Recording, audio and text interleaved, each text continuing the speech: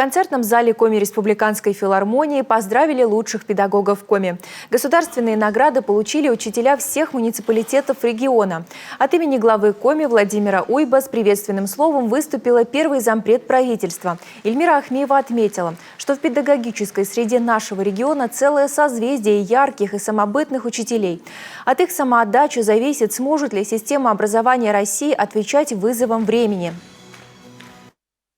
Мы с вами работаем в уникальное время, когда происходит полная трансформация профессии учителя, когда педагог в условиях стремительно развивающегося мира становится универсальным наставником нашим детям. Не только дает знания и воспитывает, развивает таланты, учит дружить, любить нашу Родину.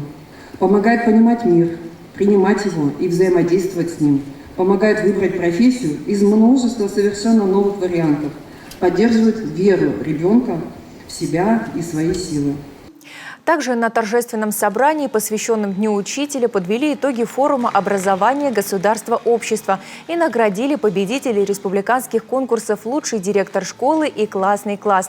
После программу продолжили концертом «Мы будущее строим сами».